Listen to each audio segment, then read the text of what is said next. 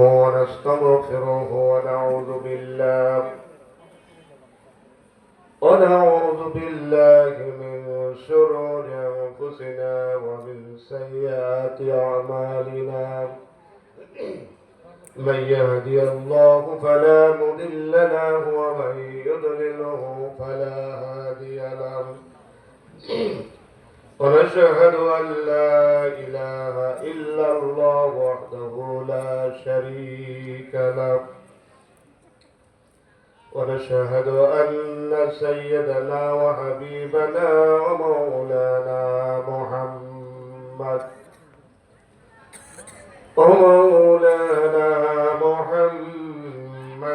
عبده ورسوله الذي أرسله بالحق بشيرا ونذيرا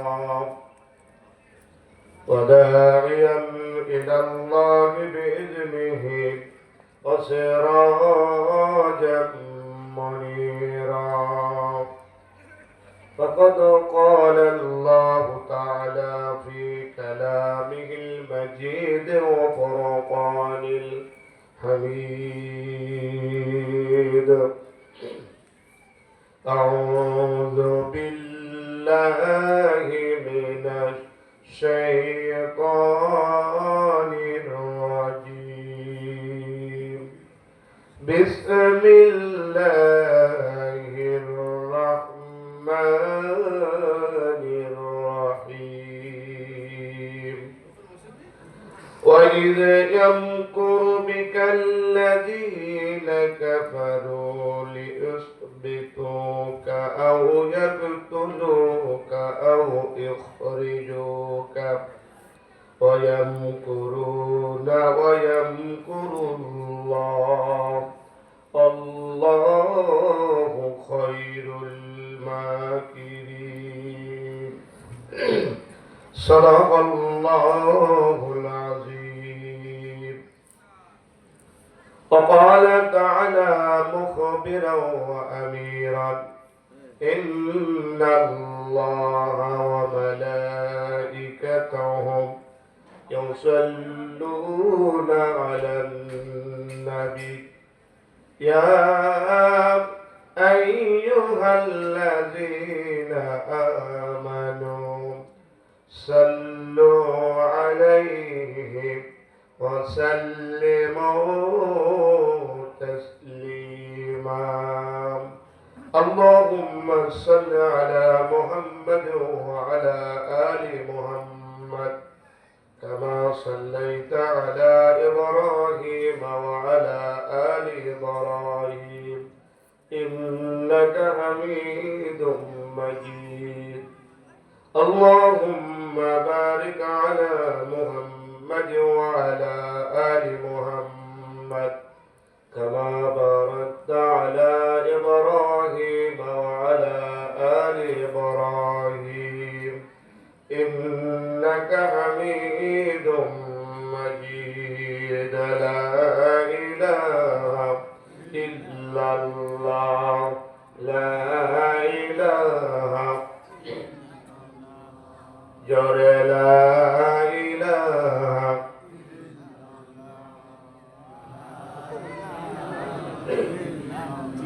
او زمانے میں معزز تھے، او زمانے میں معزز تھے، حامل قرآن ہو کر، اور جلیل خیر ہے تارک قرآن ہو کر. لا الہ جور لا الہ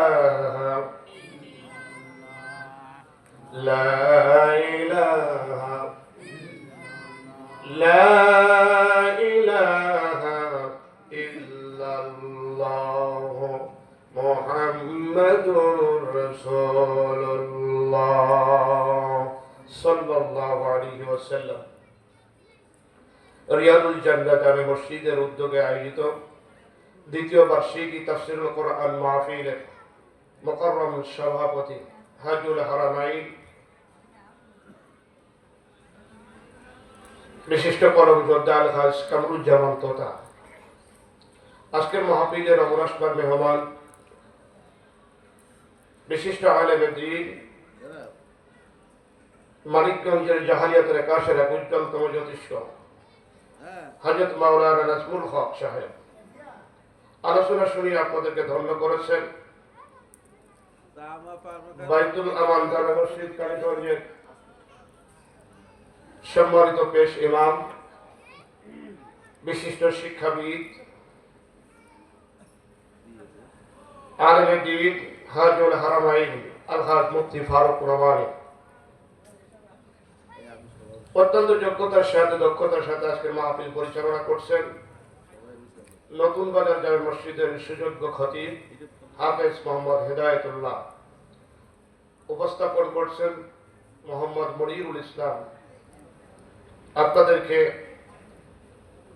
সুললিত কণ্ঠে আলোচনা শুনিয়েছেন, আপনাদের হৃদয় ঠান্ডা করিয়েছেন।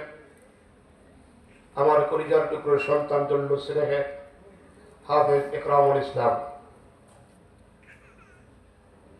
মঞ্চে উপস্থিত আমন্ত্রিত অতিথিবৃন্দ, সামনে বসা আল্লাহ রাব্বুল আলামিনের কোরআনুল কারীমের জিন্দাদের মুজাহিদেরা, পর্দার অভ্যন্তরে অবস্থানরত সর্বগুণে গুণান্বিত মা ও বোনেরা, সুপ্রিয় সাংবাদিক বন্ধুগণ, বিশেষ করে আজকের এই আলোচনার আয়োজক যারা, আলোকিত 97 ও এলাকাবাসী, দোয়ান অর্জনের হৃদয় গভীর থেকে আবারও সালাম জানাচ্ছি। আসসালামু আলাইকুম ওয়া রাহমাতুল্লাহি ওয়া বারাকাতুহু। আল্লাহ সুবহানাহু ওয়া তাআলার দরবারে কালিমাতু শুকর আদায় করছি। রব্বুল ইজ্জাত ওয়াল জালাল দয়া করেছেন, ইহসান করেছেন, প্রচন্ড ঠান্ডাকে উপেক্ষা করে আল্লাহ রাব্বুল আলামিনের এই কোরআনুল কারীমের ময়দানে আল্লাহ পাক আমাদেরকে সুস্থতার সাথে বলবার তৌফিক দিয়েছে। বিনয়ের সাথে সকলেই বলছি আলহামদুলিল্লাহ। দরুদ ও সালাম পেশ করছি বিশ্ব মানবতার মহান মুক্তিদূত, নির্যাতিত নিপীড়িত মানবতার মহান বন্ধু, বিশ্বনন্দিত নেতা বিশ্বনবী মুহাম্মদ রাসূলুল্লাহ, সকলেই বলছি সাল্লাল্লাহু আলাইহি ওয়াসাল্লাম। সুহাদায়ে কেরামের সর্বোচ্চ মর্যাদা মহান আল্লাহর কাছে কামনা করছি। বিশেষ করে সাহাবায়ে কেরাম থেকে শুরু করে জালেম শহীদ মসনদকে তছনছ করে দেওয়া পর্যন্ত যে সকল তরুণ যুবকেরা বুকের তপ্ত তাজা ঢেলে দিয়েছেন, যে সকল ওলামায়ে কেরাম ইসলামী আন্দোলনের সিপাহ সারা শাহাদাতের মঞ্চে জীবনের জয়গান গেয়েছে, আল্লাহ রাব্বুল আলামিন তাদের সকলের শাহাদাতি মরণ কবুল করুন। আমরা সকলে বলছি আমিন। আজকের এই মাহফিল আল্লাহ তাআলা আমাদের জীবনের যদি শেষ মাহফিল হয়ে যায়, আল্লাহ পাক যেন এর ওসিলাতে আমাদের জিন্দেগীর সমস্ত সাইয়াগুলো বদলিয়ে দেন। সকলে বলে আমিন। এই মাহফিল থেকে আল্লাহ তাআলা আমাদেরকে শিক্ষা দিক, আমাদেরকে এমন কিছু কথা এখান থেকে নিয়ে যাওয়ার তৌফিক আল্লাহ দান করুন, যেই কথাগুলো শুনলে বললে আমরা সকলেই আল্লাহ তাআলার দেখানো সিরাতাল মুস্তাকিমের পথ পেয়ে যাব। সকলে বলছে আমিন। আমি সংক্ষিপ্ত সময়ে আপনাদের সামনে সূরা আনফালের 30 নম্বর আয়াত থেকে অল্প কিছু কথা বলবো। আমার যোগ্যতা তেমন নাই, যদিও আমরা তাফসীরুল কোরআন মাহফিলে বসেছি। তাফসীর অত্যন্ত গভীর ব্যাপার, কারণ কোরআনের একটি শব্দের তাফসীর এটা অত্যন্ত কঠিন ব্যাপার। পৃথিবীর কোন মুফাসসির একটা তাফসীর লিখে বলেন নাই যে আমি যা লিখছি এটাই যথেষ্ট। এই বিশাল গভীরতা, তো আমরা আসলে অত পর্যন্ত যেতে পারবো না। আমরা মোটামুটি একটু ধারণা এখান থেকে নেব। সূরা আনফালের 30 নম্বর আয়াতে আল্লাহ তাআলা স্মরণ করিয়ে দিচ্ছেন, সেই সময়ের কথা তোমরা স্মরণ করো। অর্থাৎ এমন একটা বিষয় আল্লাহ বলছেন যে স্মরণ করার মতো একটা সময়, স্মরণ করার মতো একটি সময়, যখন সত্য অস্বীকারীরা, যখন মহাসত্যের অস্বীকারীরা ষড়যন্ত্র করেছিল 3টি বিষয়, যে কোনো একটি পদক্ষেপ তারা গ্রহণ করবে। একটি হলো নবী করিম সাল্লাল্লাহু আলাইহি ওয়াসাল্লামের দ্বীনের আলোকে নিভিয়ে দেওয়ার জন্য হয় তাকে আটক করে রাখতে হবে, নতুবা তাকে হত্যা করতে হবে, নতুবা তাকে দেশ ছাড়তে বাধ্য করা হবে। এই তিনটি ষড়যন্ত্রে লিপ্ত ছিল। আল্লাহ তাআলা এটাকে স্মরণ করার জন্য এই জন্য বলেছেন, যুগে যুগে যত জালেম এসেছে সব জালেমদেরই একই টার্গেট ছিল, তদানীন্তন সময়ে যারা আল্লাহর জমিনে আল্লাহর দেওয়া বিধান মতে মানুষের সার্বিক জীবনের পুনর্বিনাশ সাধন করে আল্লাহর সন্তুষ্টি অর্জন করার জন্য যারা টার্গেট করেছে, কর্মসূচি হাতে নিয়েছে, তাদেরকে এইভাবে দমন করার জন্য তারা চেষ্টা করেছে। আপনাকে সহজ করে বুঝতে হলে এভাবে বুঝতে হবে, আমার বাংলাদেশের হলুদের রং কেমন? জমে গেছেন নাকি? সংখ্যায় কম হলে আওয়াজ তো বেশি হওয়ার কথা। হলুদের রং কেমন? আপনারা আওয়াজ আসতে দিচ্ছেন এই জন্য যে রান্নাঘরে জীবনে কোনো উকি ঝুঁকি মারেন না, ফুড মিনিস্টার যা দেয় তাই মোটামুটি খেয়েই থাকেন নাকি? অথবা যদি তাদের সাথে একটু ঝগড়া ফেসাদ থেকেই থাকে তাহলে তার খোঁজ খবর নেওয়ার কোনো দরকার নেই। ব্যাপারটি কি তাই না? হলুদের রং আমরা জানি, বলেন না? হলুদের রং কেমন? হলুদ। আর আফ্রিকার হলুদের রং সাদা, ওটাও। তাহলে সৌদি আরবের হলুদের রং নীল। গোটা পৃথিবীর সব জায়গায় হলুদের রং হলুদ। গোটা দুনিয়ার জালেমদের তাদের রং একই, তাদের কর্মসূচি এক, তাদের টার্গেট এক, শুধুমাত্র তাদের রসদ, তাদের চিন্তা, তাদের মদত, তাদের চেতনা সবসময় তারা বাস্তবায়ন করার জন্য যে কোনো ভাবে দমন পীড়ন তারা চালিয়েই গেছে। এই পর্যন্ত হয়েছে, পরবর্তীতে বোধহয় আর হবে না, কিয়ামত পর্যন্ত এটা চলতেই থাকবে। আপনারা কয়েকদিন আগে দেখেছেন, গত 8 ডিসেম্বর সিরিয়ার বিশাল বিজয় হয়েছে। সিরিয়াতে বিশাল বিজয় হয়েছে। যেই বিজয় হয়েছে ওই বিজয়টা হলো আমাদের পাগলপুরিনী রাক্ষসিনী যেভাবে পালাইছিল ও সেইভাবে পালাই গেছে, ও একইভাবে পালাই গেছে। জালেমরা পালাই গেছে। হঠাৎ করে কিন্তু আজকেই এই আন্দোলন শুরু হয়নি।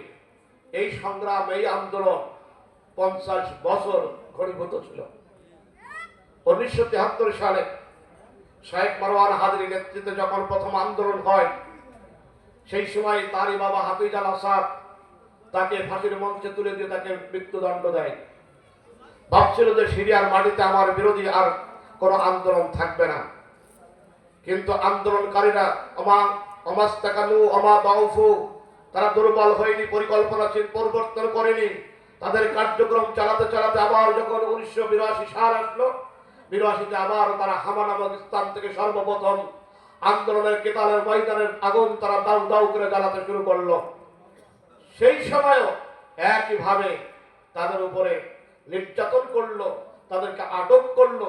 25,000 একভাবে একদম বন্দী করে 25,000 বন্দীকে একবারে ফাঁসি দিল। ভেবেছিল সিরিয়ার মাটিতে আর জিহাদের কথা বলার মতো কোনো মুজাহিদ থাকবে না, আর কোনো আন্দোলনকারী থাকবে না, এভাবে তারা চাইছিল। কারণ তাদেরকে রসদ যোগাত বিদেশি প্রভুরা। পৃথিবীতে যুগে যুগে যারা বিদেশি দখলদারীরা তারা সবসময় এই দেশটার প্রতি লোলুপ দৃষ্টি রেখেছে। আলেকজান্ডার, রোমান, পারসিক, মজুসি সকলেরই একই দৃষ্টি ছিল সিরিয়া। এটা অত্যন্ত গুরুত্বপূর্ণ একটি জায়গা। নবী করিম সাল্লাল্লাহু আলাইহি ওয়াসাল্লাম এই সিরিয়ার জন্য দোয়া করেছে। এই সিরিয়া, এই শামে অসংখ্য নবী রাসূলের আগমন ঘটেছে। সিরিয়াকে কেন্দ্র করে সালাউদ্দিন আইয়ুবী রাহিমাহুল্লাহ আমাদের প্রাণের বাইতুল মাকদাস মুক্ত করেছেন, ফিলিস্তিনকে স্বাধীন করেছিলেন। আবারও নবী করিম সাল্লাল্লাহু আলাইহি ওয়াসাল্লামের দোয়া করা সেই বরকতপূর্ণ এই সিরিয়ার মাটিতে আবারও মুসলিমদের কেন্দ্রবিন্দু হবে। সেই কেন্দ্রবিন্দুতে মুক্তির পথ শুরু হবে। বাইতুল মাকদাস আবার মুক্ত হবে, বাইতুল মাকদাস মুক্ত হবে, ফিলিস্তিন স্বাধীন হবে, কাশ্মীর স্বাধীন হবে। এভাবে সাহাবায়ে কেরামদের নেতৃত্বে আফগান থেকে আফ্রিকা, আফ্রিকা থেকে সৌদি আরব, গোটা বিশ্বে যেভাবে মুসলিম মাথা উঁচু করে দাঁড়িয়ে একদিন শাসন করেছিল, আমার এই শতাব্দী ইসলামের, এই শতাব্দী হবে কোরআনের। আমার মুসলমান তাদের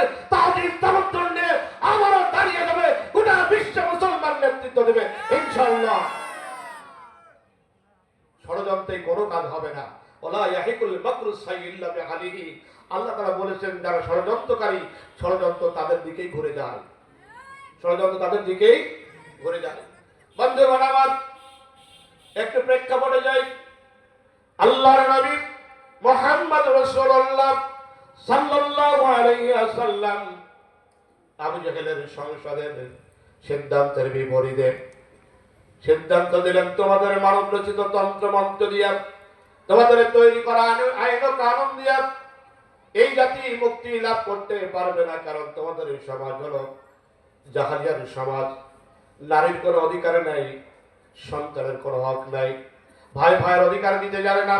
ঠুনকো ঠুনকো অজুহাতে দিনের পর দিন, রাতের পর রাত, মাসের পর মাস, বছরের পর বছর মারামারি লেগেই থাকে। এই অশান্ত পৃথিবীকে শান্ত করার জন্য ফামান তাবিয়া হুদায়া ফালা খাউফুন আলাইহিম ওয়ালা হুম ইয়াহজানুন। আল্লাহর দেওয়া হেদায়েত, এটা যদি তোমরা মানতে পারো তাহলে আর তোমাদের কোনো চিন্তা হতাশা নাই। এই সমাজটা শান্তির সমাজ হবে, এই দেশটা শান্তির দেশ হবে। বন্ধুগণ আমার, যুগে যুগে যেই সকল নবীরা এই শান্তির কথা বলেছে, ওই সকল নবীদেরকে অন্যায়ভাবে তদানীন্তন সময়ের অপরাধ প্রবণ লোকেরা হত্যা করেছে।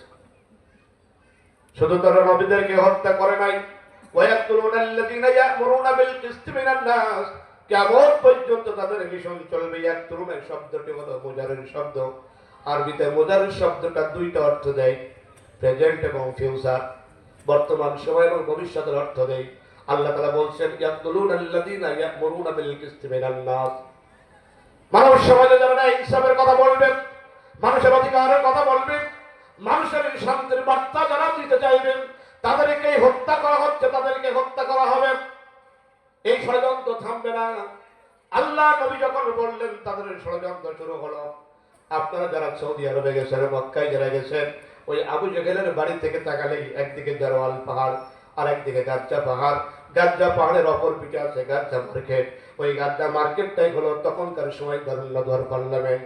এমন এক পার্লামেন্ট কায়েম করেছিল তারা, হযরতের সময়ের মতো নারীকে প্রকাশ্যে পিটিয়ে পিটিয়ে নির্যাতন করেছেন।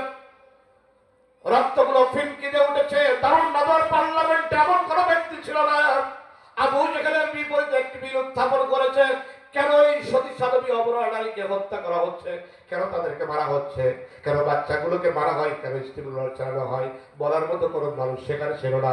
ওই দারুল নদওয়ার পার্লামেন্টের সিদ্ধান্ত হলো, আমাদের কেউ নাই, আমাদের বলার কেউ নাই। হঠাৎ করে আব্দুল্লাহর ছেলে মোহাম্মদ কোথা থেকে আসলো, সে আমাদের বিরুদ্ধে বক্তব্য দিল। আসলে কি আল্লাহর নবী তাদের বিরুদ্ধে বক্তব্য দিয়েছে না নির্যাতিত মানবতার পক্ষে কথা বলেছে? মানবতার পক্ষে কথা বলেছে। কিন্তু ওরা চিন্তা করলো ওদের ভয় হলো আমরা যেন সমাজ চালাচ্ছি, আমাদের তৈরি যে আইন চালাচ্ছি, এটা সে গ্রহণ করতে দেবে না, বাস্তবায়ন করতে দেবে না, এটা পরিবর্তন করে ফেলবে। সমাজ যদি পাল্টে যায় তাহলে তো বড় বড় বোতল খাওয়া হবে না। ভয় ছিল তাদের এটাই। টেন্ডারবাজি করা হবে না, টিয়ার কাবি খা জনমের খাওয়া খাওয়া যাবে না, লাম্পট্ট আর লুচ্ছামি করা যাবে না। কারণ মানুষ এমন শান্তির বার্তা পাবে, সারা থেকে হাজারা মাউত পর্যন্ত গভীর রাত্রে একজন ষোড়শে উর্বশী তার সতীত্বের সৌন্দর্য নিয়ে হেঁটে চলে গেছে। এমন এক যুবক ছিল না, তার দিকে ইফতিজিং করা তো দূরের কথা, তাকাতে পারত। নবীজি বলেছে খায়রুল কুরুনি কারণী, এমন এক উত্তম যুগ বিশ্ব নবী দিয়ে গেছেন। সেই যুগটা তাদের ছিল ভয়ের কারণ। তাদের ভয়ের কারণ ছিল যুগে যুগে অপরাধ প্রবণ মানুষেরা ভয় করে, এটাই তাদের ভয়।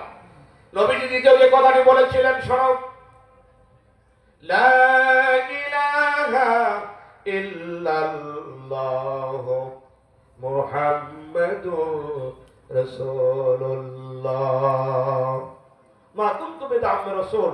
আমি নতুন কোনো নবী না, নতুন কোনো কথা বলছি না। এর আগে নবীরা যা বলেছে আমি একই কথা বলছি, লা ইলাহা ইল্লাল্লাহ, আল্লাহর আইন ছাড়া কোনো আইন চলবে না।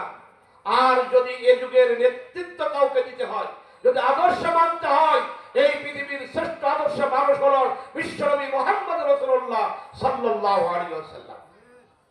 তার আদর্শ কেন গ্রহণ করবেন? তার রাতের চরিত্র, দিনের চরিত্র, ঘরের চরিত্র, বাইরের চরিত্র, ইনসাইড আউট সবগুলো একই রকম ছিল। বলুন সুবহানাল্লাহ।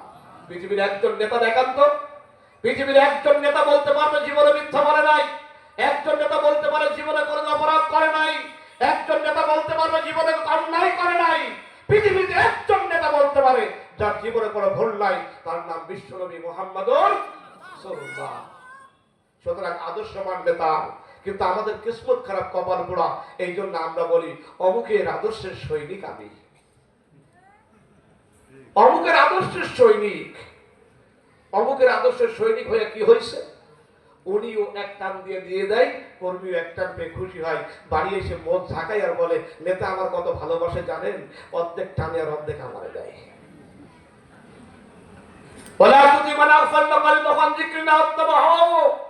আল্লাহ বলেন খবরদার ওই নেতার পিছনে ছুটবে না যেই নেতা তোমাকে নামাজের কথা বলে না, যে তোমাকে জিকিরের কথা বলে না, যে তোমাকে কোরআন পড়ার কথা বলে না, যে তোমার বাবা আর মায়ের খেদমতের কথা বলে না। খবরদার সেই নেতার পিছনে ঘুরবে না, সেই নেতার পিছনে ঘুরলে দুনিয়া আখিরাত তোমার বরবাদ। বন্ধুগণ আমার, নবীজি এই দাওয়াতটা দিলেন, তাদের ধারণা হলো লা ইলাহা ইল্লাল্লাহ এটা যদি মেনে নেওয়া হয়, যদি আল্লাহর আইন যদি সমাজে বাস্তবায়ন হয়ে যায়, তাহলে আমরা যে আইন বানাইছি আইনগুলো কি হবে? আমাদের তো সমস্যা হয়ে যাবে। বন্ধুগণ আমার, এইটাই তাদের ভয়ের কারণ হলো। এই ভয়ের কারণে তারা বিরোধিতা করলো। শুধু বিরোধিতাই করলো না, সরাসরি তারা সিদ্ধান্ত নিয়ে ফেললো, তিনটি সিদ্ধান্ত। হয় তাকে আটকায় রাখতে হবে, হয় তাকে আটকায় রাখতে হবে লিয়ুসবিতুকা, অথবা তাকে হত্যা করতে হবে ইয়াকতুলুকা, অথবা তাকে দেশ ছাড়া করতে হবে আও ইখরিজুকা। আবু জেহেল যাই হোক তাই হোক, তার একটা স্বভাব ছিল, পার্লামেন্টে কোনো সিদ্ধান্ত নিলে ওই সিদ্ধান্ত গিয়ে তার স্ত্রীর কাছে বলতো আমরা সংসদে এই সিদ্ধান্ত নিয়ে আসছি। কারণ আর যাই হোক বাইরে যত বড় নেতা হোক, ঘরে গেলে নেতার দাম থাকে না। কি বলেন? আপনি বাইরে, আমি যত বড় হুজুরি হই না, বাড়ি গেলে আর হুজুরগিরি চলে না। ওই জায়গায় গেলে সবাই দুর্বল।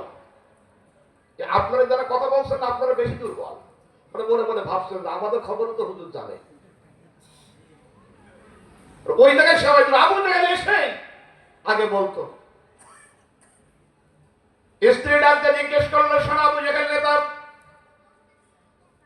কেন এই সিদ্ধান্ত নোংরা নিলে? মুহাম্মদ রাসূলুল্লাহ সাল্লাল্লাহু আলাইহি ওয়াসাল্লাম ভাতিজা তোমার, তাকে যদি তুমি আটকে রাখো তাহলে কি তুমি ঠেকাতে পারবে? তাকে যদি তুমি হত্যা করো তাহলে কি তুমি ঠেকাতে পারবে? তাকে যদি দেশ ছাড়া করে দাও তাহলে কি তুমি ঠেকাতে পারবে? ভেবে সিদ্ধান্ত নিয়েছো কিনা? জিজ্ঞেস করলো স্ত্রী কেন এই কথা বলো? বলে এই জন্য এই কথা বলি, যখন দেখি ভাতিজা তোমার সামনে আসে অপলক দৃষ্টিতে তার দিকে চেয়ে থাকো, কারণটা কি? চারিদিকে তাকায় বলছে স্ত্রী গো, একটা কথা বলি, খবরদার কালকে কাউকে বলবা না। ভয় আছে, ভয় আছে, কারণ মহিলাদের কাছে যে কথা বলবেন ও কথা মনে করেন নেটে যাওয়ার আগে চলে যাবে। শুধু বলবে যে বউ তোর কাছে বললাম আর কারোর কাছে বলিস নেই, এই প্রচার হতে হতে সব জায়গায় চলে যাবে। তেমন হলে কাউকে তুমি বলবা না, বলে না তুমি আমার স্বামী হও, তোমার কথা কেন বাইরে বলবো? কাউকে বলবো না, ব্যাপারটাকে বলো। বলছে স্ত্রী গো জানো না, আমার ভাতিজা মোহাম্মদ যখন আমার সামনে আসে, তার চেহারার মধ্যে আমি যে সৌন্দর্য পাই, তার চেহারার মধ্যে যে আকর্ষণ রয়েছে, শুধু আমি তার দিকে তাকাই থাকি না, আমার মনটা চাই তাকে আমি বুকের সঙ্গে একটু জড়ায় ধরি।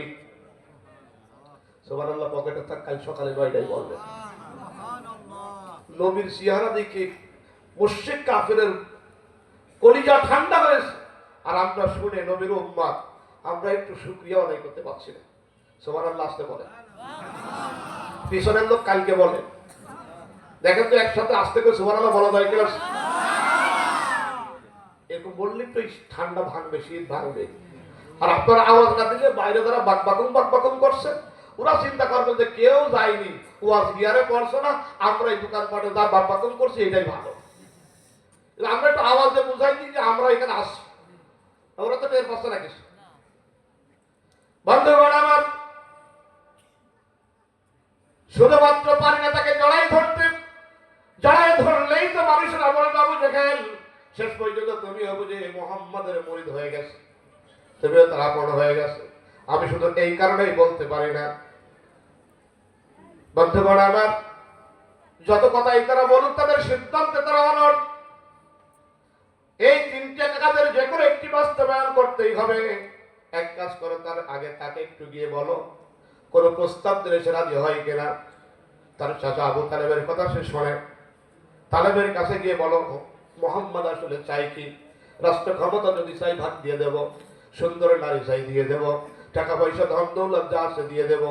তার মানে আবু জেহেলরা চিন্তা করেছিল আমাদের মতো কিছু হুজুর আছে যাদের একটু কাগজপত্র ধরাই দিলে পক্ষে বলে, যাদের একটু কিছু দিলেই পক্ষে বলে। ওরা ভাবছিল মোহাম্মদ মনে হয় এরকম হুজুর, একটু প্রস্তাব দিলে রাজি হবে।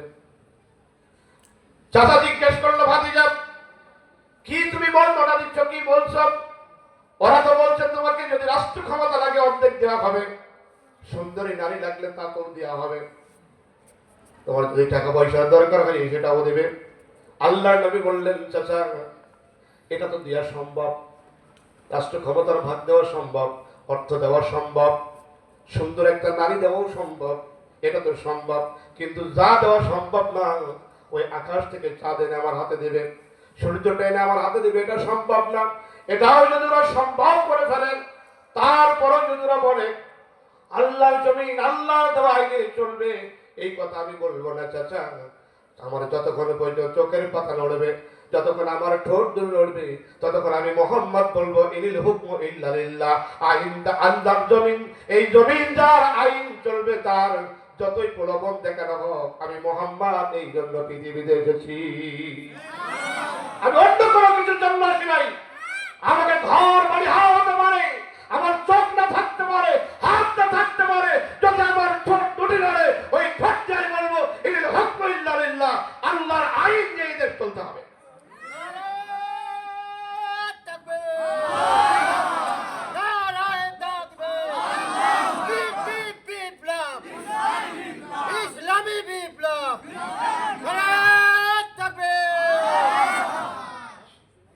ভাই আমার, ভালো কিছু করার জন্য অনেক লোকের দরকার হয় না, অল্প কিছু মানুষই যথেষ্ট।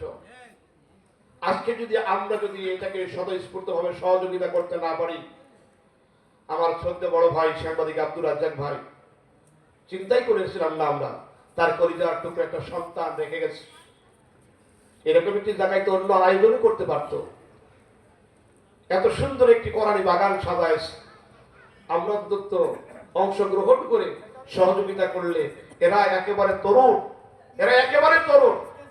এরাই যুবক মানুষ, দিনের ভালো কাজ, ইসলামের ভালো কাজ তরুণদের দিয়েই হয়েছে, যুবকদের দিয়েই হয়েছে।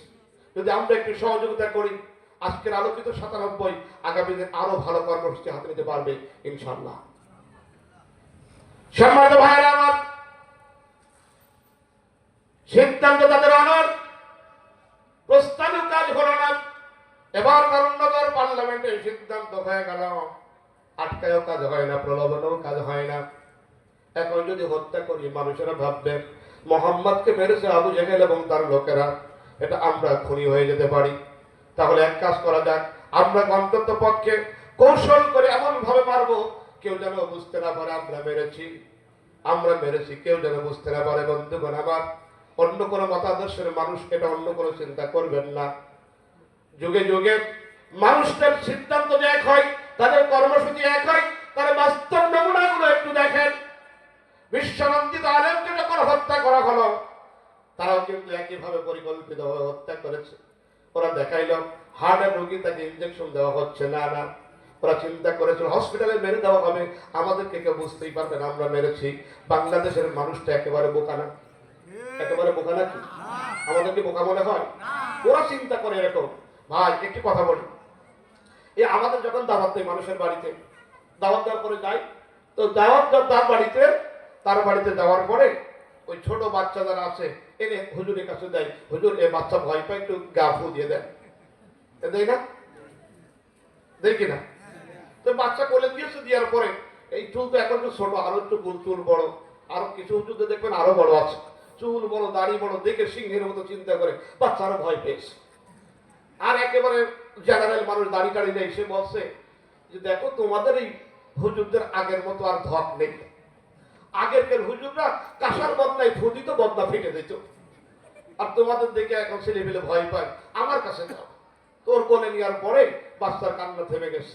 তো বলছে বললাম না যে তোমাদের দিকে বাচ্চারা ভয় পায় আর আমাদের দিকে শান্ত হয়ে যায়। হুজুর বলছে যে দেখো, বাচ্চারা সবসময় মায়ের কাছে গেলে নিরাপদ মনে করে, মায়ের কাছে গেলে নিরাপদ মনে করে।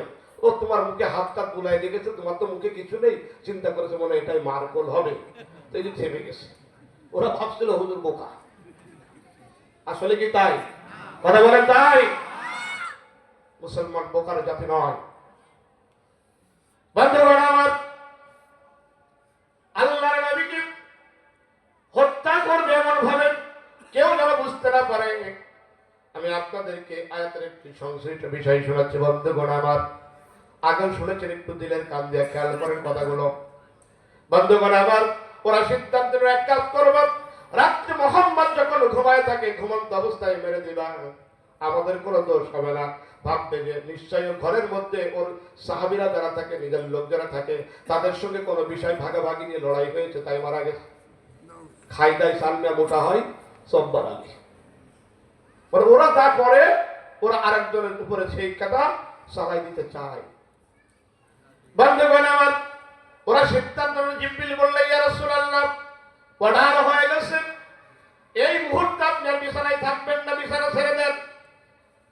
আল্লাহ নবী বললেন, জিবরাইল কোথায় যাব? বলে মক্কায় যদি আপনার জায়গা না হয়, মক্কা ছেড়ে দিয়ে মদিনায় চলে যাবেন, তবু মক্কায় আপনার থাকার দরকার নাই। আল্লাহ নবী বললেন, জিবরাইল আমি একটু প্রস্তুতি নেই। হযরত আলীকে ডাক দিয়ে বলেন, আলী আমার বিছানার মধ্যে ঘুমিয়ে থাকো, আল্লাহর অর্ডার হয়ে গেছে, বিছানা ছেড়ে চলে যাচ্ছি। হযরত আলী ছোট্ট বাচ্চার মতো দুঃখে কেঁদে উঠেছে। আল্লাহ নবী ডাক দিয়ে বলেন, আলী গো, সকালবেলায় আমার বিছানার মধ্যে তোমাকে মোহাম্মদ মনে করবে, আর কাফেররা তোমাকে হত্যা করে ফেলবে, এই জন্য কি তুমি কাঁদতেছ? হযরত আলী বলেন, ইয়া রাসূলুল্লাহ আমি এই জন্য কাঁদছি না, এটা আমার কোনো দুঃখের পানি না, এটা আমার তৃপ্তির পানি। আগামীকাল সকালবেলায় কাফেররা আমাকে মোহাম্মদ মনে করে হত্যা করবে, আমি দুনিয়া থেকে বিদায় হয়ে যাব, এখানে আমার কোনো কষ্টের কারণ নাই, বরং আমার দিলের মধ্যে তৃপ্তি থাকবে, আমি আলীর জীবনের বিনিময়ে আল্লাহ রাসূল বেঁচে আছে। কি নেতা, কি কর্মী তৈরি করেছে! নেতাকে বেঁচে রাখার জন্য, বাঁচিয়ে রাখার জন্য কর্মী জীবন দিতে পারে। একজন মানুষের ফাঁসির রায় শুনে জীবন্ত ১৫০ শতাধিক মানুষ জীবন দিতে পারে, এটার নাম হলো নেতার কর্মী।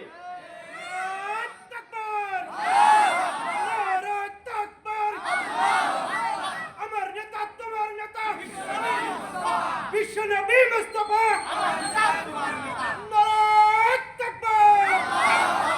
বন্ধুগণ আমার, হযরত আলীকে রেখে নবীজি চলে যাবেন। জিবরিল বললেন, ইয়া রাসূলুল্লাহ চতুর্দিকে কাফের অস্ত্রে দাঁড়িয়ে আছে, আপনি বের হওয়া মাত্রই আপনাকে ওরা মারতে পারে। আপনি এক কাজ করেন, এক মুষ্টি মানুষ বিসমিল্লাহ বলে আপনি ছেড়ে দেন, আল্লাহ রাব্বুল আলামিন কাফেরদের চোখে ঢোকাই দিবে। আল্লাহর নবী এক মুষ্টি পানি নিয়ে ছেড়ে দিলেন, ঘরের চতুর্দিকে দাঁড়ানো কাফেরদের চোখে ঢুকে গেল। আল্লাহর নবী যেই পাশে বের হয়ে যাচ্ছেন, ওই জায়গায় দাঁড়ানো আছে আবু জেহেল। চোখের মধ্যে পানি যখন চলে গেছে, বলেন তো দেখি, এখন দুই হাত দিয়ে চোখ ডলছে, দুই হাত দিয়ে যদি চোখ ডলে, অস্ত্র কোথায় আছে?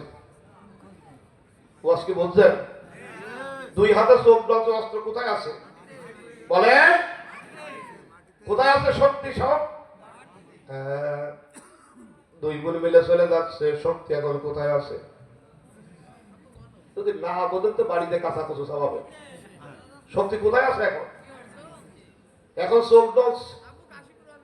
বন্ধুগণ আমার, ওরা চোখ ডলতে ব্যস্ত, আল্লাহ নবী হাজির হয়ে গেছে, অস্ত্রগুলো নিচেই পড়ে আছে, চকচক করতেছে চাঁদের আলোয়। কিছুক্ষণ আগেই তো কাবারের কিনারায় বসে ওরা ধার দিয়ে আসছে, মুহাম্মদকে হত্যা করতে কষ্ট হবে না।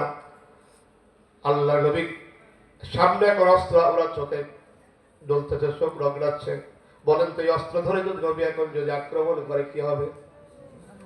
মারাছে দাবর দিয়াই ভালো, কি বলে? মারলে তো মারা হয়েই যেত, ছেলে ফেলে তা ঢুকিলেও তো সেটা কিছু রাখতো না, তো তার সাথে দাবর খেয়েছে, জুতো বাদে ওরই ভালো। কি বলে বন্ধুগণ আমার কথা কি বুঝতেছেন? আল্লাহর নবী মুহাম্মদ রাসূলুল্লাহ সাল্লাল্লাহু আলাইহি ওয়াসাল্লাম বের হয়ে চলে গেলেন। ওরা টের পেল না, চোখ ডলতে আছে, সকাল হয়ে গেছে। কই রে মোহাম্মদ তো বের হয় না, মারতেও পারি না। বিছানার মধ্যে গিয়ে দেখে আলী দাঁড়ানো, বলে আলী মোহাম্মদ কই? বলে বসু তো রাত্রেই চলে গেছেন। কোথায় গেছে তা তো বলতে পারবো না। এক একজন বলছে আমাদের কিছু আমানত আছে, আমানত গুলো কই? হযরত আলী বলেন ওই যে ডান দিকে তাকান, আপনাদের রেখে যা আমানত গুলো রেখে গেছে। সুবহানাল্লাহ। বন্ধুগণ আমার নবীজি যাবেন মদিনার পথে, ডান দিকে না গিয়ে মেসফারাত রোড দিয়ে চলে গেলেন, যেটা এখন বর্তমান হিজরা রোড বলা হয়। ওই রোড দিয়ে ধরে নবীজি মেসফারাত রাস্তা দিয়ে চলে গেলেন কেদুয়া ব্রিজ। এখন ওটা ব্রিজ করা আছে, ওটা এক সময় পাহাড় ছিল। এই কেদুয়া ব্রিজের উপর দিয়ে এই জায়গাতে নবী চলে গেলেন গাড়ি সরে। আল্লাহ নবী সেখানে অবস্থান করছে, চতুর্দিক থেকে খুঁজে খুঁজে খুঁজে খুঁজে পাই না। আমি আপনাদের হিজরতের ঘটনা লম্বা করে শোনাই, সময় নষ্ট করবো না, একটু ইশারা দিচ্ছি মাত্র। ওরা তখন খুঁজে খুঁজে হয়রান হয়ে গেল, পাইল না। তখন ওরা ঘোষণা দিল মুহাম্মদকে কেউ যদি হত্যা করতে পারো তাকে 100 উট দেওয়া হবে। কয়শো বলেন? 100 উট দেওয়া হবে। যুগে যুগে অপরাধীরা নিরপরাধ মানুষগুলোকে হত্যা করার জন্য ওদেরকে এরকম অপরচুনিটি দেয়, এরকম কিছু প্রস্তাব দেয়, অফার দেয়। তোমার একটা বড় চেয়ার দেবো, ওই চেয়ারে বসে তুমি অমুকের ফাঁসি দিবা, তারপরে কয়েকদিন পরে তোমার পাগল বানিয়ে লাথি মেরে ফেলাই দেবো। করে না? করে না? ওখান থেকে শিখেছে। আবু জেহেল নাই, তাই খালাতো বোন কি থাকবে না? বন্ধুগণ আমার 100 উট পুরস্কার ঘোষণা করল। সেই সময় উট যখন পুরস্কার ঘোষণা করেছে, এই সুযোগ গ্রহণ করেছে সুরাকা। সুরাকা চিন্তা করলো উট 100 যেমন তেমন ব্যাপার না, 100 উট পাওয়া যাবে, মোহাম্মদকে হত্যা করা কোনো ব্যাপার না। খুঁজতে শুরু করলো ঘোড়া নিয়ে। খুঁজতে খুঁজতে খুঁজতে খুঁজতে মরুভূমির মধ্যে গিয়ে আল্লাহর নবীকে পেয়ে গেছে। যখন আল্লাহর নবীকে পেয়ে গেছে, সাথে মাত্র 2 জন, একজন মুহাম্মদ রাসূলুল্লাহ আর একজন আবু বকর। সুরাকার দৃষ্টিতে মানুষ কয়জন? জোরে বলেন না কয়জন? আরো পুরস্কার নেবে কয়শো? 100 উট। বলেন কয়শো? জোরে বলেন কয়শো? 100 একটা বিক্রি করেন কয়শো? ওই যে মাঝে মাঝে কাপড় বিক্রি করেন না, 10 টাকা 10 টাকা 10 টাকা, যেটা লাগবে 10 টাকা, মাঝে মাঝে বিক্রি করবেন। কয়শো উট? ঠিক আছে। বন্ধুগণ আমার সোনাকে কাছে কাছে যাওয়ার সঙ্গে সঙ্গে ঘোড়ার সামনের 2 পা বালুর মধ্যে দেবে যায়। আল্লাহর নবী পিছনে তাকাইছে। সুরাকা বলছে মোহাম্মদ মাফ করে দাও। আল্লাহর নবী বললেন মাফ করে দিলাম, ফিরে যা। আমরা যদি এরকম সুযোগ পাইতাম তাহলে কি করতাম? এরকম সুযোগ পাইলে কি বলতাম? সুরাকা তো সুরাকার গোষ্ঠী শুদ্ধ, শুধু ওর একা না, ওর যা আন্ডা বাচ্চা যা আছে সব একবারে ধরতাম। কিন্তু বিরাট সুযোগ, মারে নাই, কাছে গিয়েছে, ঘোড়া দখল করে যাচ্ছে, বাড়ির মধ্যে দেবে যাচ্ছে। মাফ করে দিলেন, ফিরে চলে যাচ্ছে। কিছুক্ষণ যাওয়ার পরে আবার মনে পড়ে গেছে, তাই তো ফিরে যাবো, বিরাট সুযোগ। মরুভূমির মধ্যে মোহাম্মদ একা, সঙ্গে শুধুমাত্র একজন সাহাবী আবু বকর। কিন্তু আমি পুরস্কার পাবো তো 100 উট। বলেন কয়শো? 100 উট পাবো। আবার ফিরে চলে এসে লোভ তো আর সামাতে পারে না, বলছে যে মোহাম্মদ নিরপরাধ, আবু বকর নিরপরাধ। কি নিরপরাধ না? কোন অপরাধ করেছে? মোহাম্মদ কোন অপরাধ করেছে? আবু বকর অপরাধ করেছে? জানছে নিরপরাধ, তারপরে তাকে হত্যা করার জন্য যাচ্ছে। কি কারণে বলেন? হ্যাঁ 100ই বলেন কয়শো? 100 উট এই লোভের জন্য যাচ্ছে। আল্লাহ তাআলা বলেন অনুরিদু আন নামুন্না আলাল্লাযীনা ইসতুদঈফু ফিল আরদি ওয়া নাজআলাহুম আইম্মাতাও ওয়া নাজআলাহুমুল ওয়ারিসিন। আল্লাহ বললেন ওরা দুর্বল মনে করে, আমি আল্লাহ দুর্বলদের উপর অনুগ্রহ করি। আমি তাদেরকে বিশ্ব নেতা বানানোর জন্য, শুধু বিশ্ব নেতাই বানাবো না, আমি আল্লাহ তাকে রাষ্ট্রের অধিকারী বানাই দেবো। যেরকম সুবহানাল্লাহ। আল্লাহ চাচ্ছে তাকে শুধু দুর্বল ওরা মনে করছে, আর আমি দুর্বল দুর্বল অনুগ্রহ করছি, কারণ তাকে জাতীয় নেতা বানাবো। শুধু নেতাই বানাবো না, তাকে আমি রাষ্ট্র ক্ষমতাও দেব।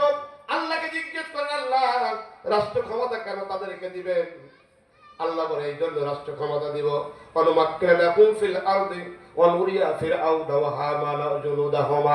আল্লাহ বলছেন আমি এই কারণে রাষ্ট্র ক্ষমতা দেব, ফেরাউন, হামান আর তাদের দোসরেরা, তাদের আপনজনেরা, তাদের অনুসারীরা তারা যেন দেখে নিতে পারে যে আমি আল্লাহ দুর্বল যাদের মনে করে তাদেরকে সবল করে তাদের রাষ্ট্র ক্ষমতা দিয়ে বলি। জোরে কোন সুবহানাল্লাহ। আমি ওদেরকে দেখাতে চাই, কারণ ফেরাউনদের একই কাজ ছিল। হে নবী, আপনি চিন্তা করবেন না, ফেরাউন এই কাজ করছিল। আমার পয়গম্বর মূসাকে দুর্বল মনে করে ভাবছিল যে এইবার মনে হয় সাগরের সামনে হয় ডুবে মরবে, না আমাদের হাতে নিহত হবে, তো আমরা মেরে সাগরের মধ্যে ফেলে দেবো আর বলবো যে এই হত্যাকাণ্ডের সাথে আমরা জড়িত না। লাশ গুম করে দেওয়ার অভ্যাস ফেরাউনের ছিল। কি বলেন? ফেরাউনের ছিল। আর ফেরাউনের খালাতো বোনও মনে হয় একেবারে কম করেনি। ফেরাউন 200 বছর শাসন করে মাত্র 40,000 মেরেছে। ও যদি এখন বেঁচে থাকতো তো বলতো, বোন তোর কাছে মাপ চাচ্ছি, তোর টেকনিক কত?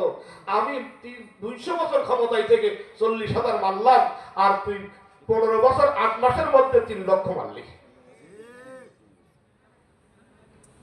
ভাইরা আমার, কষ্ট হচ্ছে না আপনাদের? বন্ধুগণ আমার, আমি চালাবো, আপনি থাকলে হবে না। হুজুর করে তো হুজুর একাই চালাক, সবাই মিলে চালাবো। সুযোগ তখন চালানো। কি বলেন? সুযোগ এখন কি চালানো। এখন চাকায় হাওয়া না থাকলে হাওয়া কিনে চালাবো, চলতেই হবে। শুধু আসলেই চুবানো হবে, আসলেই চুবানো হবে। আল্লাহর নবীকে আল্লাহ বলছেন, নবীজি মাকারু ইয়াহজারুন, ওদের যে ভয়ের কারণ আছে, এই জন্য আমি দেখাই দেবো। যাকে তোমরা চিন্তা করেছিলে দুর্বল, যাকে তোমরা দেশছাড়া করছিলে, যাকে তোমরা নিষিদ্ধ করে দিচ্ছিলে, তোমরা ভাবছিলে এই আলেম গুলো আমাদের সমস্যা। কত আলেমকে নির্যাতন করেছো, কত হাফেজ গুলোকে মেরেছো, তাদের রক্তগুলো জমা হয়েছে আমি আল্লাহর দরবারে।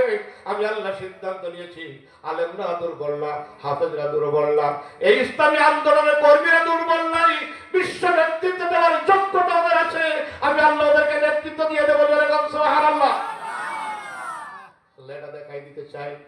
বন্ধুগণ আমার, আল্লাহ এই জন্য দেখাতে চান, মান কুতিলা মাজলুমান ফাকাদ জাআলনা লিওয়ালিহি সুলতানান। অন্যায় করে যদি কাউকে তুমি হত্যা করো, আল্লাহ তার অভিভাবকদেরকে রাষ্ট্র ক্ষমতা দিবে, এটা আল্লাহর দায়িত্ব। জোরে কোন সুবহানাল্লাহ। এবার চিন্তা করছে 100 উট যদি ফিরে যায়, 100 উট যদি ফিরে যায়, উট তো পাবো না। লোভ আবার ধরে খাবার ব্যাকে। এবার যখন এসেছে, আসার সঙ্গে সঙ্গে প্রায় কাছাকাছি অবস্থান, এই সময় দেখতেছে ঘোড়ার 4 পাই কিন্তু ডুবে যাচ্ছে বালির মধ্যে। 4 পাই আগে যাচ্ছিল কয় পা? আগে যাচ্ছিল 2 পা, আর পরে যাচ্ছে 4 পা। আচ্ছা বলে যে মরণ পর্যন্ত যাওয়ার অভ্যাস ওদেরই। হাতটা জুরতুমুল মাকাবির, কিছু লোক আছে কবরে যাওয়া পর্যন্ত খাতি চায়। এরা দেখবেন ওই জানোয়ার, আমি সব জায়গায় উদাহরণটা দিই, যে জানোয়ার একটা মশা, ছোট্ট একটা মশা জানোয়ার। এই মশাটা সারাক্ষণ মশারির মধ্যে আপনার বিস্কুট দেয়। কি বলে দেয় না? ওই একটা থাকলেই মোটামুটি মশারির মধ্যে আপনার দৌড় চলে। এরপর আপনি যখন ক্লান্ত একটু ঘুমাই যান, তখন হালকা করে ঢোকাইতে খাতে শুরু করে। ও যদি হাফ পেট খেত তাহলে উড়ে যেত, হাফ পেট খেয়ে উড়ে যেতে পারে। মশার খাবার সুন্নত হইল ও যতক্ষণ না মরবে ততক্ষণ খাবে, কারণ গলা পর্যন্ত খাইলে উল্টে যায়। মশা কি হয়? গলা পর্যন্ত খাইলে উল্টে যায়। বিজ্ঞান বলছে ও খাওয়ার পরে কি হয়? উল্টে যায়, আর নড়তে পারে না। এই যে আপনি যারে মারার জন্য এ পাশে এক থাবা ও পাশে এক থাবা করছিলেন, এখন কি তার মশা মারার জন্য থাবা দিয়ে হচ্ছে না। যেই গলা পর্যন্ত খেয়েছে ওর কি আর উল্টে গিয়েছে, এখন আস্তে করে টিপ দিলেই পারে। এখন মারার জন্য আর কষ্ট করা লাগে? লাগে না। তো ওই সময় ফিরে যদি যেত, যখন 2 পা ডুবছিল তখন তো চলে গেলে যেত। এখন সে আমার 4 পা। 5 বছর খেয়ে চলে গেলে তো হইতো, আচ্ছা আবার 5 বছর খেলে 10 বছর, এই 10 বছর খেয়ে চলে গেলেও হইতো। জোর করে আবার 15 বছর খেলো, তাও তার ভালো। এই 15 বছর খেয়েই চলে যাক, পরে আবারও 8 মাস যখন জোর করা শুরু করলো, তখন আল্লাহ গিয়া উল্টিয়ে দিল। আল্লাহ গিয়া উল্টিয়ে দিল। একবারও নির্লজ্জের মতো জিজ্ঞেস করে, তোমরা যে আমার পদত্যাগ করতে বলছো, আমার অপরাধটা কি? কি সুন্দর সতী সাধবী, কিছু টের পাচ্ছে না, অপরাধ বুঝতেই পারছে না।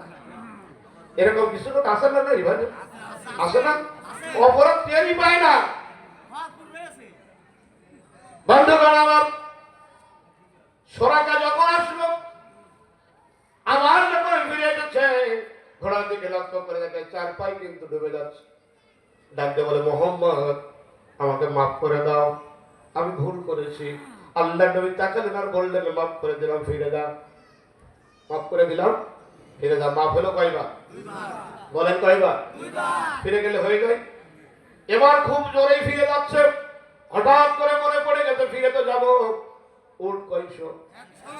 পিছন দিক থেকে জবাব দেন, কয়শো? উট 100। 100 উটের চিন্তায় আবারও ফিরে এসেছে সুরাকা। এই সুরাকা, আমি চিন্তা করি সুরাকা এমনই সুরাকা, আরবিতে সুরতিউন মানে হলো পুলিশ, সুরতিউন মানে পুলিশ। এই সুরাকা যখন পড়ি আর সুরতিউন তখন আমার মনে পড়ে। আমি চিন্তা করি সুরতিউন আর সুরাকার মধ্যে লোভ তো প্রায় একরকম, লোভ একরকম। ও কিছু না কিছু পাতেই হবে। আপনি বাজার থেকে বাড়ি যাচ্ছেন, রাস্তার মাঝে ধরে ফেলে, তো বলে যা আছে দাও। আপনি বলবেন, স্যার আমার কাছে কিছুই নেই। তো বলছে, না থাকলে বিড়ি দাও। তো বলছে, স্যার বিড়িও নেই। তো বিড়ি না থাকলে পিট চলবে দাও, দিয়াই লাগবে। এই সুরাকার লোভ আর সুরতিউনের লোভ একরকম ছিল। লোভ বেশি করতে করতে এমন লোভ করা করেছিল, শেষে আন্ডা বাচ্চা নিয়ে শব্দে পলা এসে এখন আর পাওয়া যায় না। আমরা শুধু মসজিদের মধ্যে নামাজ শেষে যদি 4-5 জন বসে থাকতাম, তো চোখ মোটা করে এসে একেবারে দাঁড়িয়ে পড়তো, বলে মসজিদের মধ্যে কোনো পরিকল্পনা হচ্ছে। রাস্তায় কুকুর একটা মরেছিল, ওটার দোষ আমাদের, বলে এই আপনাদের ষড়যন্ত্রের কারণে মরেছে। এখন ওরা জিজ্ঞেস করা বলছে, এক এসআইর সাথে আমার পরিচয় আছে, তা বলছে, ভাই আপনাদের যদি দূরে থেকে দেখি যে টুপি আলাদা দেখা যাচ্ছে, তা আমরা জানের ভিতরে একটু ভালো পাই, ধরতে একটু দাঁড়ায় থাকি, যে এবার মনে হয় বাঁচবো, এবার মনে হয় বাঁচবো। তার মানে আলেমদের কাছে সবাই নিরাপদ, এটা ওরাও বিশ্বাস করে। কিন্তু লোভের জন্য এই কাজ করতো। কিসের জন্য? কথা বলেন না কারণ কিসের জন্য? লোভের জন্য। আপনারা ওয়াজ কম বোঝেন, উত্তরবঙ্গের মানুষ খুব ওয়াজ ভালো বোঝে। রংপুরে যখন বক্তব্য দিয়ে যখন হামানা ফিরাউনা যখন বলছি, তখন ওরা চিন্তা করছে এইবার মনে হয় ডিবি হারুনের কথা বলছে। আমি বলছি হারুনা ফিরাউন, ওরা বলছে হারুন। তাহলে হারুন এমন কাজ করেছে, এই মানুষের এখন এই শব্দ কানে আপনি বুঝে ফেলেন। ছিল তো লোভ। কি ছিল বলেন? লোভ। সুরাকা কিন্তু লোভের জন্য ঘুরেছে। কিসের জন্য? লোভের জন্য সুরাকা ঘুরছে। আল্লাহ রাব্বুল আলামিন বলেন, কারুনা ফিরআউনা ওয়া হামানা ওয়ালাকাদ জাআকুম মূসা বিল বাইয়িনাত। মুসা আলাইহিস সালাম যখন ফেরাউন হামান কারণদের কাছে যখন বাইয়িনাত দিয়েছিল, তখন তারাও ঠিক এই কাজটা করেছিল। ফাস্তাকবারু ফিল আরদ, ওরা কঠিন অহংকারে মেতে উঠেছিল। কি করেছিল? অহংকারে মেতেছিল। ওদের ভিতরে ছিল অহংকার। ওমা কানু সাবিকিন, কিন্তু ওরা আল্লাহর সিদ্ধান্ত মানতে পারে নাই। আল্লাহ সিদ্ধান্ত মানতে পারে নাই। আল্লাহ ওদেরকে সিদ্ধান্ত দিলেন, তোমরা উঠতে থাকো, উঠতে থাকো, উঠতে থাকো। কত উঠবা? এমন পর্যায়ে উঠবা, আল্লাহ এমন ভাবে মারবে, ঝাড়ে বংশেরই পতন।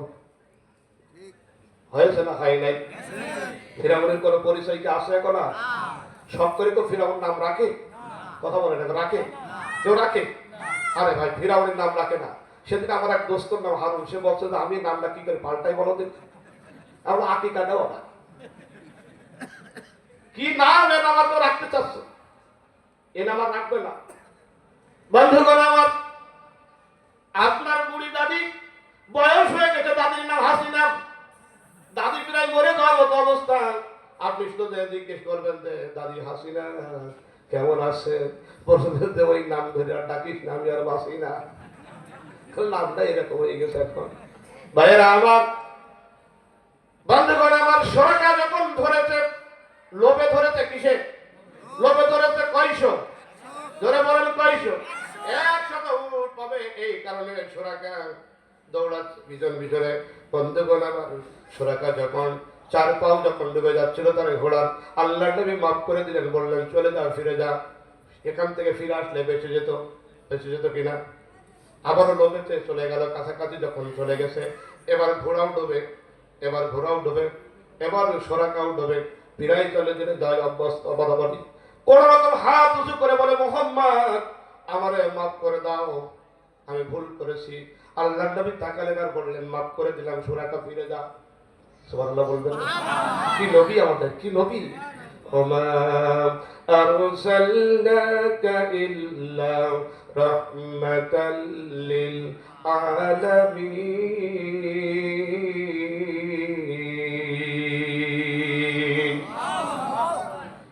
নবী আপনার বিশ্ব জগতে রহমতের করুণার মূর্তিপতি করে পাঠিয়েছে। এত অপরাধ দেখার পর ওই সুরাকাকে আপনি মাফ করে দিলেন, আল্লাহর নবী মাফ করে দিলেন, সুরাকা ফিরে যাবে। তাকাই বলছে, মোহাম্মদ তোমরা দুইজন মাত্র। শয়তান ছিলেন। সুরাকা বলছে, মোহাম্মদ তোমরা দুইজন মাত্র। ধরতে পারতাম ঠিকই, এই যে ধরলাম না এর জন্য কি কিছু দিবা না? শয়তান কারণ বলছে, দেখেন বলছে ধরে তো ফেলতামই, কিন্তু ধরলাম যে না, এর জন্য কিছু দিবা না,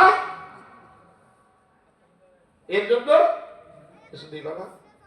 আল্লাহর নবী মুস্কি হাসলেন, সামনের যন্ত্রটি বিকশিত হয়ে গেল। কারণ বিশাল পথ পাড়ি দিয়ে মরুভূমির মধ্যে ক্লান্ত পরিশ্রান্ত দেহ, আল্লাহ রসুল প্রায় কষ্টের মধ্যে আসেন, ঘর হারা বাড়ি হারা, মক্কার দিকে তাকাচ্ছেন, বুখারীর হাদিস, নবীজি মক্কার দিকে তাকাচ্ছেন, চোখের পানি ছেড়ে কাঁদতেছেন, ও মক্কা আমি চাইছিলাম তোর খেদমত করবো, তোর কাছে থাকবো, কিন্তু তোর নিষ্ঠুর জালেমারা থাকতে দিল না। নবীজি কাঁদছেন, এই ক্লান্ত পরিশ্রান্ত কষ্টের ভিতরে আল্লাহ নবী মুস্কি হেসে দিয়েছেন, সুবহানাল্লাহ। মুসলিম কলিজা ভরা ব্যথা নিয়েও জালেমদের দিকে হাসি দেয়, তারপরে ওরা ভালো মানুষ চিনতে পারে না। কি হাসিটা দিছিল গো, বলে কি হাসি দিয়েছিল! জালেমদের ওই হাসিটাই কলিজা কেঁপে দেওয়ার কথা। যার গায়ে ইনজেকশন দিয়ে তোমরা হত্যা করে মাটির নিচে দাফন করে দিয়েছো, তোমরা তো তাকেই মেরেছো যার তো আল্লাহর দরবারে পৌঁছানোর সময় নাই। তোমাদের জন্য, দেশের জন্য তিনি তো হাত উত্তোলন করে দোয়া করতেন। বন্ধুগণ আমার, বন্ধুগণ আমার, বলছে যে মুহাম্মদ তোমাকে যে ধরলাম না এর জন্য তুমি কিছু দিবা না? নবীজি হেসে ফেলেছে। আল্লাহ নবী বললেন, সুরাকা অবশ্যই অবশ্যই তোমাকে কিছু দেব। ও এখন বগলে বাড়ি দিচ্ছে, দেখ মুহাম্মদ আমারে কিছু দেবে, কারণ যা পাই তাই না, যা পাই তাই না, ওই যে পিঠ চুলকে দিল না। বন্ধুগণ আমার, সুরাকা মুস্কি মুস্কি হাসলেন, মুহাম্মদ আমাকে কি দিবে? আল্লাহ নবী বললেন, সুরাকা তোমাকে সবচেয়ে দামি জিনিস দেব। এরা জহরত মনে মুক্তা খচিত পারস্য সম্রাটের মুকুট তোমাকে দিয়ে দেব। মুখটা বলি, কোথায় পারস্য আর কোথায় মরুভূমি? পারস্য সম্রাটের মুকুট দেবে, কিন্তু আবার মনে মনে এটাও বিশ্বাস করছে মোহাম্মদ যা বলে সে তো আল্লাহর নবী, কথা তো মিথ্যে হতে পারে না। সুবহানাল্লাহ বললেন না? মুহাম্মদের কথা মিথ্যা হতে পারে না, কারণ বিশ্বাস করে না মুহাম্মদ আল্লাহ রাসূল, তার কথা যা হয় ওয়া ইয়ানতিকু আনিল হাওয়া ইন হুয়া ইল্লা ওয়াহয়ু ইউহা। নবীজি কোনো কথা বলেন না যা ওহী হয় না। সুরাকা মনে মনে চিন্তা করছে, পারস্য সম্রাটের মুকুট যখন আমাকে দিতে চাইছে, নিশ্চয়ই একটা ওহী ছিল, মুহাম্মদ বলে নাই। ফিরে চলে গেছে, ফিরে চলে গেছে আবু জেহেল আবু লাহাবদের সামনে। সুরাকা হাজির হয়ে গেছে, কি পারলেন? মুহাম্মদকে কি হত্যা করতে পেরেছ? জবাব দিয়ে দিল, শোনো আবু জেহেল আবু লাহাবেরা, এদেশের রাষ্ট্রপ্রধানেরা, তোমাদের ঘোষিত 100 উটের দরকার নাই, আমি পারস্য সম্রাটের মুকুট পেয়ে গেছি। বলছে এটা পাগল হয়ে গেছে, পদ পদবি শেষ, পাগল, ওটার পদ শেষ, ওটা বরখাস্ত। বলে তাতে কোনো অসুবিধা নাই, প্রয়োজনে মোহাম্মদ যাই মদিনায় গেছে, মক্কায় থাকবো না, ওই মদিনায় যাব, তোমাদের গোপন কথা সব ফাঁস করে দেবো বিদেশে যে, গোপন কথা সব ফাঁস করে দেবো বিদেশে যে। কারণ আল্লাহ বলেছেন, ওয়ালা ইয়াহিকুল মাকরুস সাইয়্যি ইল্লা বিখালিহি। আল্লাহ বলেন ষড়যন্ত্র যা করে ওই ষড়যন্ত্র আমি তাদের দিকে ঘোরাই, যাদের দিয়ে ষড়যন্ত্র করছিল তাদের দিয়ে আল্লাহ ঘোরাই দিয়েছে। কথা বলেন ঠিক কিনা? কারণ তো কল্পনাই করিনি, চিন্তাই করিনি আপন আত্মীয়র ভিতর থেকে আমি এত বড় পদের চেয়ারে দিলাম, সে আমার বাসাই দেবে, কিন্তু না বাসাইয়ে একটা বক্তব্য দেওয়ার সুযোগ আমার দিল না, বললো 15 মিনিটের মধ্যে যাও। আবাবিল এসে গেছে, সময় নেই, একটা শেষ ভাষণ দিব, ভাষণ দাও, কবিরা গুণ এখন তাড়াতাড়ি টাকা ছাড়ো। বলছে জুতো পাই দিই, বলে জুতো পাই দেওয়ার সময় অনেক, তো চিন্তাই করেনি। ওলা ইয়াহিকুল মাকরু সাইয়্যি ইল্লা বিআহলিহি, ও কল্পনাই করেনি।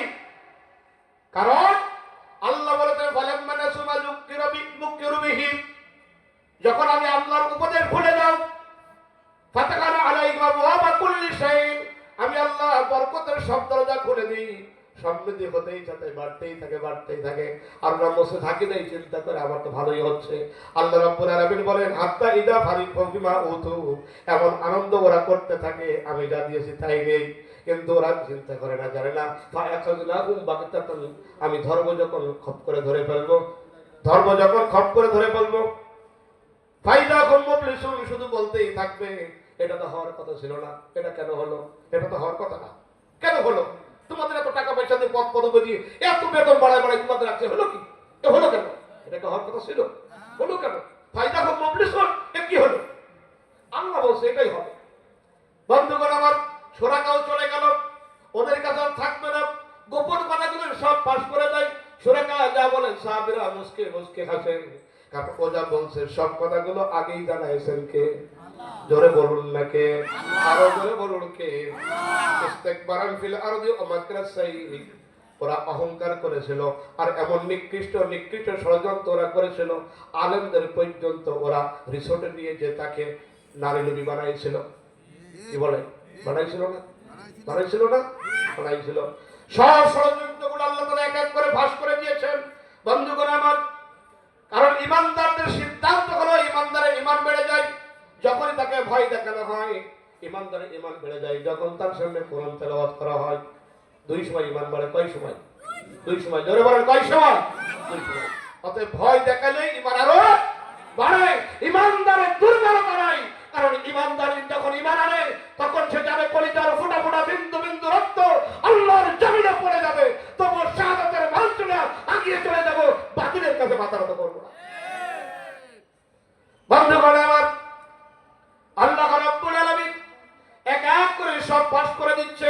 ওরা 3টি ষড়যন্ত্র করেছে, লিনুসবিতুকা আও ইয়াকতুলুকা আও ইখরুজুকা, ওরা আটকাতে পারে নাই, ওরা আটকাতে পারে নাই, হত্যাও করতে পারলো না, এখন ওরা বের করে দিচ্ছে। আল্লাহ বলেন কার বের করে দিয়া, কে বের করে দেখেন, কার বের করা, কে বের করে দেখেন। বের করতে চাইছিল কার, আর বের হয়ে গেল কে, কে বের হয়ে গেল, বের করতে চাইছিল নবীজিকে, নবী তো হিজরত করে আল্লাহর হুকুমেই চলে গেলেন, কারণ তিনি মদিনার রাষ্ট্রপতি হয়ে যাবেন, মদিনার রাষ্ট্রপতি হয়ে যাবেন। বন্ধুগণ আমার, আল্লাহ রাব্বুল আলামিন যা ওয়াদা দিয়েছেন ওয়াদা সত্য। শোরাকাও চলে গেছে। বন্ধুগণ আমার, শোরাকা যখন মদিনায় আল্লাহর নবী ইন্তেকাল করে দুনিয়া থেকে বিদায় হয়ে গেছে, খেলাফতে অধিষ্ঠিত হয়েছে হযরত আবু বকর। বলেন কি, আবু বকর, আবু বকর খেলাফতে অধিষ্ঠিত হয়েছে। আবু বকর চলে গেলেন, এখন খলিফা ওমর। খলিফা যেমন তেমন খলিফা না, আমিরুল মুমিনিন খলিফাতুল মুসলিমিন ওমর। এমন ওমর, ওমর যেই জায়গায় ঢোকে ওই জায়গায় বিজয় হয়ে যায়। সুবহানাল্লাহ। ওমর ঢুকলে কি হয়, বিজয় হয়ে যায়। এই বিজয় বীর ওমর যখন তিনি খেলাফতে অধিষ্ঠিত, পারস্য সম্রাটের সাথে বিশাল দামাদার বেঁধে গেছে। হযরত ওমর চিঠি লিখলেন, আমাদের একটাই দাবি, আমাদের একটাই শক্তি, লা তাখশা ইল্লাল্লাহ, আমরা আল্লাহ ছাড়া কাউকে ভয় পাই না। তোমার জনবল কত আছে, তোমার শক্তি কত আছে, তোমার সৈন্য কত আছে, তোমার অস্ত্র শস্ত্র কত আছে, ওটা আমরা দেখি না। আমরা নবীর সাহাবী, আমরা শুধু একটাই জানি, লা তাখশা ইল্লাল্লাহ, আল্লাহ ছাড়া আমরা কাউকে ভয় করি না। পারস্য সম্রাট চিন্তা করলো, ওমর তো যেমন তেমন ওমর না, ওমর তো যেমন তেমন ওমর না। পারস্যের দিকে যখন ওমর হাত বাড়িয়েছে, এই পারস্য আর থাকবে না, অন্তত পক্ষে শেষবারের মতো একটু চেষ্টা করি, শেষবারের মতো একটু চেষ্টা করে যাই। ওমর যেই ঘোষণা দিয়েছে সেই কাজ। পারস্য সম্রাটের সাথে ওমরের লড়াই, জিহাদের ময়দানে সাহাবীরা যাচ্ছেন, জেহাদ হরবের বিক্রমে মুসলমানদের বিজয় হয়ে গেল। ওই সিরিয়ার বাশার আল আসাদ লুসাইরি শিয়া কুফরি শাসক যেভাবে পালালো, পাগলপুরী রাক্ষসিনী যেভাবে পালালো, যুগে যুগে নমরুদ ফেরাউনরা যেভাবে পালানোর চেষ্টা করে, একইভাবে পারস্যের সম্রাটও পালিয়ে গেল। মুসলমানদের বিজয় হয়ে গেল। মুসলমানদের যখন বিজয় হয়ে গেল, পারস্যের সব সম্পদগুলো গনিমত হয়ে গেল। জোরে কোন সুবহানাল্লাহ। পালিয়ে গেলি তো সব আমাদের, কি বলেন? যখন পালিয়ে যায় সব আমাদের। বিশাল ঘেরাও করা ভবন, বিশাল ঘেরাও করা ভবন। তারা মনে করছিল এ বিরাট সাজানো গোছানো। আল্লাহ তাআলা বলেন আউহাতুল বুয়ুত লাবাইতুল আনকাবুত, তোমরা ওটাকে শক্ত ঘর মনে করো, কিন্তু আমি আল্লাহ বলছি ওটা মাকড়সার জালের মতো। ফু দিলে নেই। মাকড়সার জাল কি ভাঙতে বেশি কষ্ট হয়? আল্লাহ বলছে তোমাদের ঘর তো মাকড়সার জালের মতো, কিছুই করা লাগেনি। ছেলেমেয়ের হাতে তো কিচ্ছু ছিল না, ছিল নাকি কিছু? ছেলেমেয়ের হাতে কিচ্ছু নেই, ওরা শুধু বানের পানির মতো সামনে যাচ্ছে। আর বিশাল ঘর, বিশাল ভবন একবারে দখল হয়ে গেল। কেউ সায়া ধরে উঁচু করে, কেউ বিলাল ধরে উঁচু করে, কেউ বিভিন্ন তালি লাভিয়া নিচে যাচ্ছে, সব নিয়ে নিল। গরিবতের মাল সব হাজির করে ফেলেছে। মাছ শাক যা ছিল, ছাগল ভেড়া সব পেয়ে গেল। খলিফাতুল মুসলিমিন ওমরের দরবারে হাজির হচ্ছে পারস্যের সম্রাটের সমস্ত গনিমতগুলো হাজির হয়ে যাচ্ছে। পারস্যের সম্রাটের মুকুট সেটা আর নিয়ে যেতে পারে নাই, সেটাও গনিমতের মধ্যে হাজির হয়ে গেছে। হযরত ওমরের পায়ের কাছে পারস্যের সম্রাটের মুকুট হাজির। একবার জোরে চিৎকার দিয়ে বলা যাবে কি সুবহানাল্লাহ। হযরত ওমর ডাক দিয়ে বলে নবীর সাহাবীরা কে কোথায় আছো? জলদি করে সুরাকাকে ডাক দাও, কারণ সুরাকা তখন বৃদ্ধ হয়ে গেছে, চুল পেকে গেছে, একেবারে বয়সের ঘরে ঢুকছে। সুরাকাকে ডাক দিয়ে আনো। হযরত ওমরের ডাকে সুরাকা হাজির হয়ে আসলেন। খলিফাতুল মুসলিমিন ওমর, আপনি আমাকে ডেকেছেন? হযরত ওমর বলছেন, শোনো সুরাকা, আমার নবী যা কথা বলে, আমার নবী যা ওয়াদা দেয়, নবীর ওয়াদা মিথ্যা না। আমার নবী ওয়াদা দিয়েছিল পারস্য সম্রাটের মুকুট তোমাকে দেবে। এই না পারস্য সম্রাটের মুকুট তোমাকে দিলাম। সুরাকা চোখের পরিসরে দিয়ে কাঁদছে, বৃদ্ধ সুরাকা কাঁদছে। ওমর, পারস্য সম্রাটের মুকুট আমি পেয়েছি, কিন্তু আমার নবী কই? পারস্য সম্রাটের মুকুট আমরা পেয়েছি, নবী কই? ও আমার দেশের মানুষেরা, আমার আপনজনেরা, আমার দরদিরা, আপনারাও কাঁদবেন, আপনারাও কাঁদবেন। আপনারাও ভালো আছেন, ভালো থাকছেন, বিজয় পেয়েছেন, কিন্তু অনেক মানুষের চোখের পানিগুলো দেখেন, দুঃখে দুঃখে বাচ্চার মতো কেঁদে কেঁদে উঠছে। ওই সোনার মানুষগুলো কই? যার পরিবার টুকরো সন্তান গেছে, মা কাঁদে, সন্তানের জন্য মা কাঁদে, স্বামীর জন্য স্ত্রী কাঁদে, বাবার জন্য সন্তানরা কাঁদে। ও দেশবাসী, তোমরা স্বাধীন হয়েছ, নতুন দেশ পেয়েছ, ওদের একটাই জানি, আমার বাবা কই, আমার স্বামী কই, আমার ভাই কই, আমার বন্ধু কই, আমার আপনজন কই? এখন তারা কাঁদতে থাকে। সুরাকা দুঃখে কেঁদে ওঠে, বলে ওমর, পারস্য সম্রাটের মুকুট পেয়েছি, কিন্তু আমার নবী কই? আমার নবী কই? বন্ধুগণ আমার, পারস্য সম্রাটের মুকুট নবীজি খেতে চেয়েছিলেন। হযরত ওমর পারস্য সম্রাটের মুকুট নবীজির কথা মতোই দিয়ে গেলেন। নেতা যা বলে গেছে, কর্মীরা তার কাজটাই করে যাবে। এটাই হলো ইসলামী আন্দোলন আর নেতৃত্বের নিয়ম। নেতা যে কারণে জীবন দিয়েছে, আপনি সেই কারণে জীবন দিবেন। নেতা যেই কারণে জীবনে কষ্ট করেছেন, আপনি সেই কারণে করবেন। আপনার নেতা যেই দিন প্রতিষ্ঠা করার জন্য আপনার দায়িত্বশীল যেই কাজটা করেছে, আপনাকেও সেইটা করতে হবে। এই সমাজে ন্যায় ইনসাফ প্রতিষ্ঠা করার জন্য যেই পথ আকাবির দেখাইছে, যেই পথ আলেমেরা দেখাইছে, যেই পথ আপনার নেতৃবৃন্দ দেখাইছে, আপনাকেও সেই পথে চলতে হবে। এটাই হলো ওমরের শিক্ষা। পাইলেই সব নিজের মতো মনে করবেন না।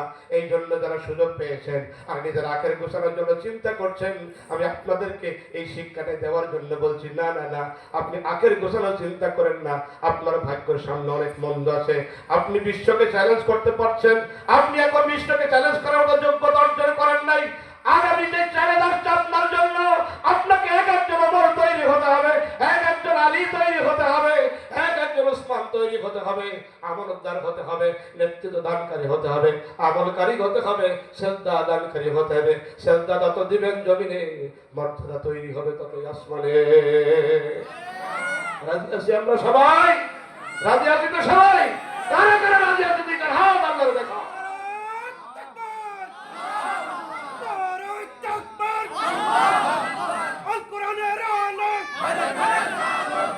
সাদাত আলম আল্লাহু আকবার।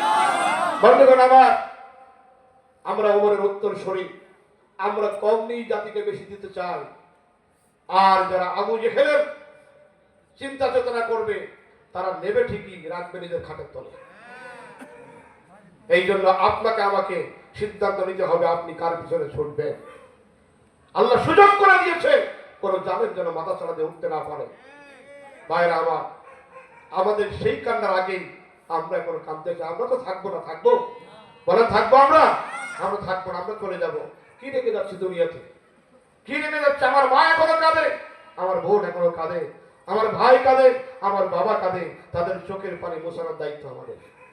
কাদের দায়িত্ব? আমাদের। সম্মানিত ভাইরা, এই জন্য আজকে আমরা যে মাহফিলের আয়োজন করেছি, এই মাহফিলের আয়োজন কিন্তু এই মসজিদের উন্নয়নের জন্য, মসজিদের উন্নয়নের জন্য আমাদের যা সম্পদ আল্লাহ দিয়েছে, আমরা ওমরের মতো এই সম্পদের আমানতদার হিসেবে আল্লাহকে খুশি করার জন্য, আজকে আল্লাহর ঘরের জন্য আমার যদি 200 টাকা দেওয়ার যদি যোগ্যতা থাকে, আমরা আজকে এই মাইলটুকু দিয়ে প্রমাণ করব আমরা ওমরের উত্তরসূরি। আমরা নেই কম, আমরা দিই বেশি। পারবো না ভাই? পারবো না? পারবো? এইবার তো আওয়াজ আসতে, হ্যাঁ এবার আওয়াজ আসতে বলছে যে তোমার খুব ভালোবাসি, কিন্তু পকেটের পয়সা খরচ করে না। ওই ভালোবাসা না ভাই। 100 টাকা, 200 টাকা, 500 টাকা এটা কোনো ব্যাপারই না, কোনো বিষয় না। দিচ্ছি কাকে? আমরা আল্লাহর ঘরের জন্য দেব, আল্লাহর ঘরের জন্য, মসজিদের জন্য। সবার আগে সর্বপ্রথম এই ঘরখানার জন্য সর্বপ্রথম একজন মানুষ বলেন তো, আমি 1000 টাকা দেব।